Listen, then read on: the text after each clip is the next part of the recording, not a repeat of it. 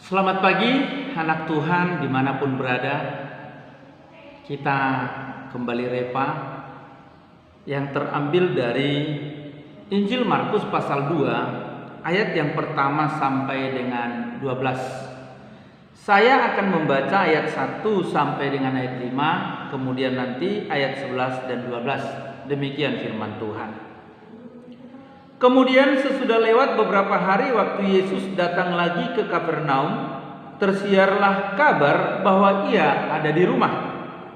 Maka datanglah orang-orang berkerumun sehingga tidak ada lagi tempat, bahkan di muka pintu pun tidak. Sementara ia memberitakan firman kepada orang banyak. Ada orang-orang datang membawa kepadanya seorang lumpuh digotong oleh 4 orang. Tetapi mereka tidak dapat membawanya kepadanya karena orang banyak itu. Lalu mereka membuka atap yang di atasnya. Sesudah terbuka, mereka menurunkan tilam tempat orang lumpuh itu terbaring. Ketika Yesus melihat iman mereka, berkatalah ia kepada orang lumpuh itu, "Hai anakku, dosamu sudah diampuni." Ayat 11, "Kepadamu kukatakan, bangunlah, angkatlah tempat tidurmu dan pulanglah ke rumahmu." Dan orang itu pun bangun, segera mengangkat tempat tidurnya dan pergi keluar di hadapan orang-orang itu, sehingga mereka semua takjub lalu memuliakan Allah, katanya, "Yang begini belum pernah kita lihat." Anak Tuhan dimanapun berada, renungan pagi hari ini saya berikan tema hidup orang beriman. Berdasarkan tema hidup orang beriman, kita akan belajar 3 hal dari pembacaan ini. Yang pertama adalah hidup orang beriman itu fokusnya adalah Kristus. Kita lihat mereka yang membawa orang lumpuh kepada Yesus, yang akhirnya dinyatakan dalam firman Tuhan, Yesus melihat iman mereka dan Yesus menyembuhkan orang lumpuh.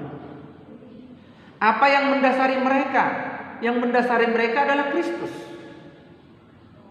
Konsep berpikir mereka untuk membawa orang lumpuh kepada Kristus itu juga adalah didasari oleh pengenalan mereka akan Kristus. Maka hari ini saya dan anak Tuhan sekalian, sebagai anak-anak Tuhan, sebagai orang percaya, fokus kita kemana? Anak-anak Tuhan belajar fokusnya apa? Mencapai impian fokusnya apa? Menaruh cita-cita fokusnya apa? Mengupayakan untuk meraihnya fokusnya apa? Jangan sampai fokus kita berhenti di impian. Jangan sampai fokus kita berhenti di pencapaian. Saya mau kuliah, saya mau kaya, saya mau jadi orang berhasil. Jangan berhenti di situ. Tetapi saya mau berhasil untuk Tuhan. Saya mau mencapai impianku untuk Tuhan. Jadi semua diawali oleh Tuhan, kemudian dilakukan di dalam Tuhan, dan diakhiri di dalam Tuhan. Jadi orang beriman itu fokusnya adalah Kristus. Yang kedua, hidup orang beriman itu tampil beda. Dari pembacaan ini ketika kita lihat, mereka tidak datang seperti orang lain berbondong-bondong untuk melihat, untuk mengenal, bukan sekedar untuk mendengar pengajarannya, tetapi mereka pergi kepada orang lumpuh. Begitu mereka tahu Yesus ada di Kapernaum, dia ada di rumah, mereka pergi ke rumah orang lumpuh, menjumpai orang lumpuh, dan mereka bersepakat membawa orang lumpuh kepada Yesus.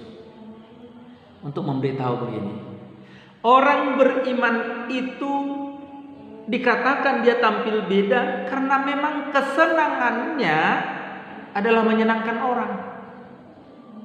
Dia tidak mencari kesenangan untuk dirinya dengan hadir di sana melihat menonton, Tapi dia pergi kepada orang lumpuh, berharap orang lumpuh dibawa kepada Yesus dan nanti disembuhkan oleh Yesus, karena mereka tahu Yesus itu adalah pribadi yang berkuasa dan sudah banyak kesembuhan yang dihasilkan olehnya, bahkan kelepasan dari kuasa kegelapan juga dihasilkan oleh Yesus.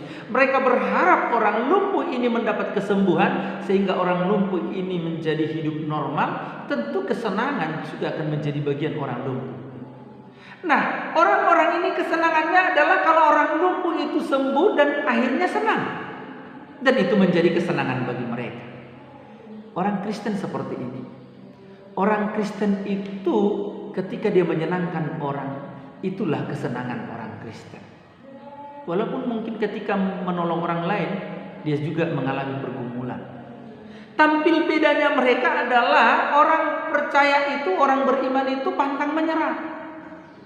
Ketika mereka membawa orang lumpuh, mereka diperhadapkan pada tantangan. Orang-orang yang ingin melihat Yesus, ingin mendengar tentang pengajaran Yesus, termasuk juga ingin mendikte Yesus, mengelilingi Yesus, tidak memberi peluang, bahkan tidak memberi jalan bagi mereka membawa orang lumpuh. Demi kesenangan mereka, mereka mengabaikan orang lain. Tapi apakah mereka menyerah dengan itu? Tidak. Mereka tidak bisa menerobos orang banyak. Mereka naik ke atap, mereka membuka atap. Saya pikir mereka sedang mempertaruhkan diri mereka. Mereka tidak mau menyerah. Kemudian orang beriman itu dikatakan tampil beda karena mereka siap berkorban. Kalau mereka berani membuka atap, bukankah itu membongkar paksa rumah hanya untuk kepentingan orang lumpuh? Saya pikir mereka siap untuk berkorban. Kalau mereka harus diadili, mereka siap diadili.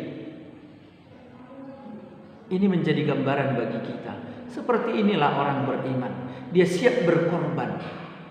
Kalau mungkin dia harus mengikat pinggangnya atau mengencangkan pinggangnya supaya rasa laparnya tidak begitu terasa demi menolong orang lain, saya pikir orang beriman juga akan melakukan ini. Karena apa? Inilah orang beriman. Dia tampil beda.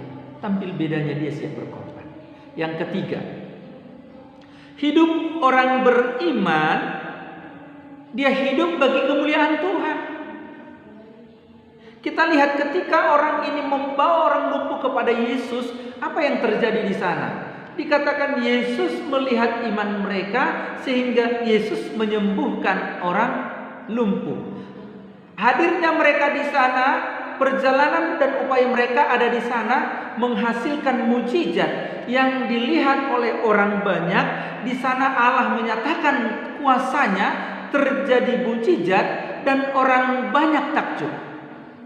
Orang banyak tidak sekedar takjub, namun oleh tindakan mereka ada di sana sebagai orang beriman, akhirnya membuat orang mempermuliakan nama Tuhan. Itu yang dikatakan oleh Alkitab. Sekalipun ahli Taurat malah berdebat dengan Yesus, menuduh Yesus tidak melakukan yang mempermuliakan nama Tuhan, sebab dia berkata dosamu sudah diampuni. Mereka bilang, ini siapa? Hanya Tuhan yang berhak mengampuni dosa. Tapi ini kok mengampuni dosa? Nah, mereka tidak mengenal siapa Yesus.